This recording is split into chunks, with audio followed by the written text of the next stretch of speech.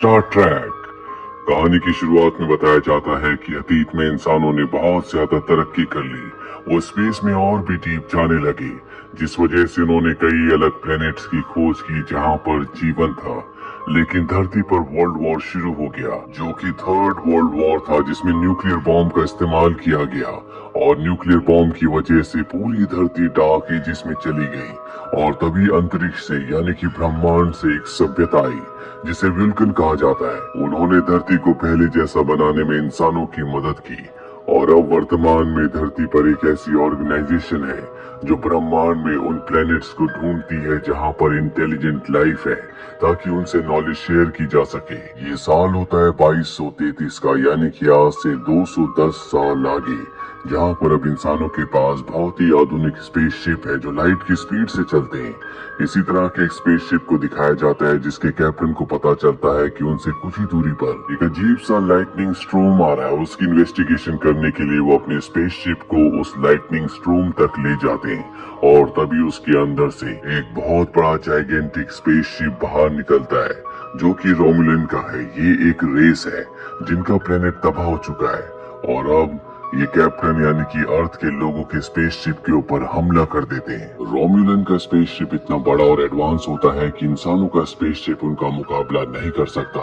रोमुलन का जो first officer होता है वो इंसानों के कैप्टन को कहता है कि मैं तुमसे मिलना चाहता हूँ। इसके बाद कैप्टन अपने फर्स्ट ऑफिसर को स्पेसशिप का कैप्टन बनाकर खुद रोमुलन के स्पेसशिप पर चला जाता है, जहाँ पर उससे कई सवाल पूछे जाते हैं जिनके जवाब वो नहीं देता। इसीलिए उसे मार दिया जाता है। ये बात इंसानों को पता चल जाती है।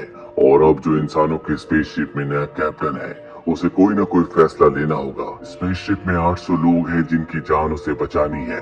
और इन 800 में उसकी प्रेग्नेंट वाइफ भी है जिसकी डिलीवरी होने वाली है। वो सबको स्पेसशिप से बाहर निकलने के लिए कहता है, क्योंकि उसे पता है कि रोमुलन रेस का स्पेसशिप अब इनके स्पेसशिप को पूरी तरह से तबाह कर देगा। और जब सब बाहर निकल रहे होते हैं तभी स्पेसशिप का ऑटो सिस्टम खराब हो जाता है, यानी किसी को यहाँ पर रुकना होगा। कैप्टन खुद यहाँ पर रुकने का फैसला करता है। इसी दौरान कैप्टन को पता चलता है कि उसकी पत्नी ने एक लड़के को जन्म दिया है, जो सुनकर वो बहुत इमोशनल हो जाता है और अपने बेटे का नाम जेम्स रखता है। सबके निकलने के बाद कैप्टन अपने स्पेसशिप को रोमुलन के स्पेसशिप से टकरा देता है, जिससे एक ब्लास्ट होता है।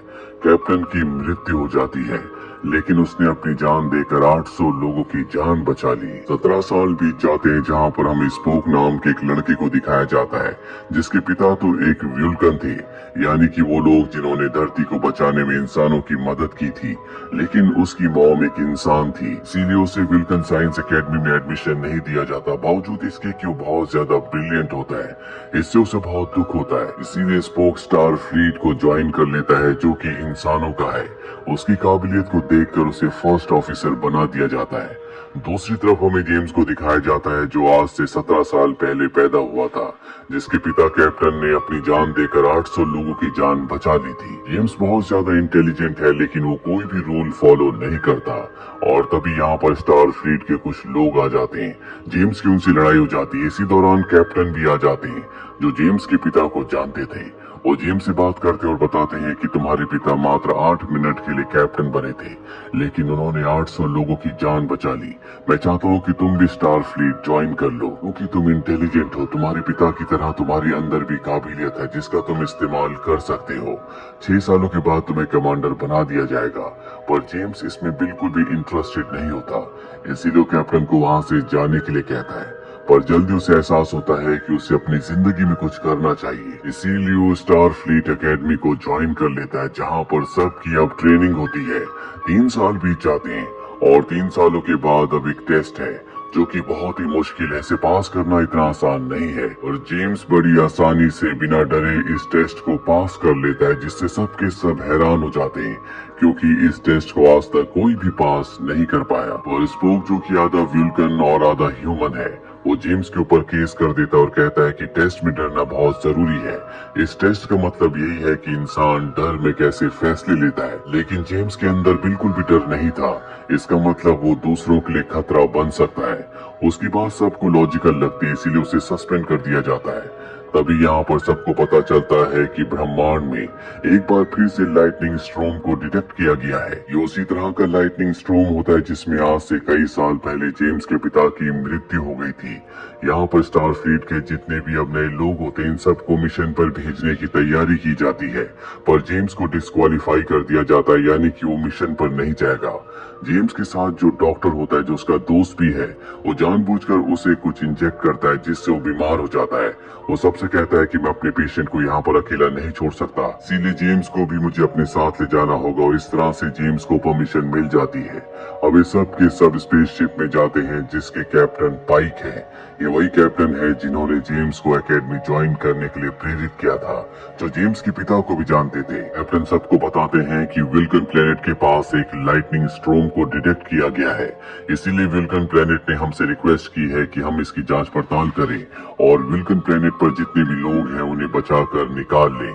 दरअसल ये स्पेसशिप बहुत बड़ा होता है जिसमें कई लोगों को रेस्क्यू किया जाता है, और जब जेम्स को इस लाइटनिंग स्ट्रोम के बारे में पता चलता है तो वो कैप्टन के पास जाता और कहता है कि आज से कई साल पहले इसी तरह का एक लाइटनिंग स्ट्रोम देखा गया था जिसके अंदर से रोमुलन का स्पेसशिप बाहर निकला था जिसने इंसानों के स्पेसशिप के ऊपर हमला कर दिया था। हमें सतर्क रहना चाहिए। हालांकि उसकी बातों पर कोई भी विश्वास नहीं करता, और स्पेसशिप में एक लड़की होती है जिसका नाम उहुरा है। वो सबको बताती है कि जेम्स जो कह रहा है उसमें सच्चाई है, क्योंकि विल्कन के आसपास एक बहुत बड़ा स्पेसशिप है जो कि रोमुलन का है। और अब ये विल्कन प्लेनेट पर पहुंच जाते हैं जहां पर सच में इनके सामने एक बहुत बड़ा स्पेसशिप होता है जो कि रोमुलन का है, जिसका फर्स्ट ऑफिसर यानी कि कमांडर जिसका नाम नीरो है, वो इंसानों के स्पेसशिप से कनेक्ट करता और कहता है कि मैं किसी फेडरेशन की तरफ से नहीं हूँ, मैं यहाँ पर स्पोक से बात करना चाहता हूँ। हालांकि स्पोक उसे नहीं जानता। हीरो स्पोक से बात करता और इसके बाद वो कैप्टन से कहता है कि तुम्हें मेरे शिप पर आना होगा। नीरो दरअसल वही चीज दोहरा रहा होता है जो आज से कई साल पहले उसने दोहराई थी जब उसने शिप के कैप्टन को अपने शिप पर बुलाया था, उनसे कुछ इन्फॉर्मेशन लेने की कोशिश की जो उसे नहीं मिली, जिसके बाद उसने कैप्टन को मार दिया। और अब इस शिप के कैप्टन को पता है कि उसके साथ भी यही होने वाला है, लेकिन उसके पास कोई भी रास्ता नहीं है, उसे वहां जाना होगा क्योंकि उसने इनकी शिप के ट्रांसमीटर को पूरी तरह से बंद कर दिया होता है। साथ ही नीरो का प्लान ये होता है कि वो उनके स्पेसशिप को तबाह कर देगा और विल्कन प्लेनेट को ब्लैक होल में धकेल देगा, जिससे वो हमेशा के लिए अंधेरों में गायब हो जाएगा। दरअसल नीरो के पास एक ऐसा पदार्थ है जिससे वो ब्लैक होल क्रिएट कर सकता है, और अब कैप्टन जाने से पहले स्पोक को शिप का कैप्टन बना देते हैं। साथ ही जेम्स के साथ वो एक प्लान बनाते हैं जिसमें जेम्स को अपने दो साथियों के साथ रोमुलन के शिप के उस हिस्से में जाना होगा जहाँ से वो विल्कन प्लेनेट के बीचों बीच एक ड्रिल कर रहे होते हैं, और अब कैप्टन रोमुलन के शिप की तरफ निकल पड़ते हैं। वही जेम्स को दिखाया जाता है जो अपने दो साथियों के साथ उस ड्रिल वाले हिस्से में पहुंच जाता है और इनका एक साथी मारा जाता है। यहाँ पर न्यूरो के लोग भी होते हैं, लेकिन जेम्स और उसका साथी उसे मार देते हैं और ड्रिल को बंद कर देते हैं। नीरो को जब ये बात पता चलती है तो उसे बहुत गुस्सा आता है, लेकिन अब इनकी जो ड्रिल मशीन होती है वो विल्कन प्लेनेट के कोर तक पहले से ही गड्ढा कर चुकी है, जिसके बाद न्यूरो अपने लोगों को आदेश देता है कि उस मैटर को जिससे ब्लैक होल क्रिएट किया जा सकता है उस होल के अंदर फेंक दिया जाए ताकि ये पूरा का पूरा प्लेनेट ब्लैक होल में समा जाए। जेम्स अपने लोगों को बताता है कि रोमुलन शिप से किसी मैटर को उस होल के अंदर गिराया गया है, और तभी उसका जो साथी होता है जिसका पैराशूट पहले से फट गया था वो नीचे गिर जाता है। जेम्स उसे बचाने के लिए कूद पड़ता है और उसे पकड़ लेता है। जेम्स अपने स्पेसशिप से कांटेक्ट करता और कहता है कि हमें टेलीपोर्ट करके जल्द से जल्द शिप में लाया जाए, पर ये बहुत स्पीड से नीचे गिर रहे होते हैं, इसीलिए इन्हें टेलीपोर्ट करना इतना आसान नहीं है। लेकिन फिर भी यहाँ पर एक लड़का होता है जो अपने काम में माहिर है, वो उन्हें जमीन पर टकराने से पहले ही टेलीपोर्ट करके स्पेसशिप में वापस ले आता है। स्पोक जो कि अब कैप्टन है, वो अपने आप को टेलीपोर्ट करके विल्कन की धरती पर ले जाता है, जो कि उसका अपना ही प्लेनेट है, क्योंकि उसकी मॉम और उसके अपने लोग यहाँ पर हैं जो एक टेम्पल में होते हैं। और अब क्योंकि ये प्लेनेट धीरे धीरे खत्म हो रहा है, इसीलिए वो टेम्पल में जाता है जहाँ पर उसकी मॉम भी होती है। वो सबको वहाँ से निकाल कर स्टारशिप में लाना चाहता है, पर उसकी मॉम की मृत्यु हो जाती है, जिससे उसे दुख तो होता है, लेकिन वो शिप का कैप्टन भी है, इसीलिए वो अपने मिशन को नहीं रोकता। वो अपने इमोशंस को कंट्रोल कर लेता है। जेम्स कहता है कि हमारे शिप का जो पुराना कैप्टन है वो अब भी रोमुलन के शिप में है, हमें वहां जाकर उन्हें बचाना चाहिए। स्पोक जो कि शिप का कैप्टन है वो साफ साफ मना कर देता है। वो कहता है कि हम एक इंसान की जान बचाने के लिए सबकी जान को खतरे में नहीं डाल सकते। जेम्स की और स्पोक की आपस में लड़ाई हो जाती है, इसीलिए स्पोक जेम्स को एक कैप्सूल में डालकर नीचे फेंक देता है जहाँ पर एक फ्रोजन प्लेनेट है। इस प्लेनेट पर जेम्स के ऊपर एक बहुत बड़ा क्रीचर हमला कर देता है। जेम्स अपनी जान बचाने के लिए गुफा में चला जाता है जहाँ पर एक बूढ़ा आदमी होता है।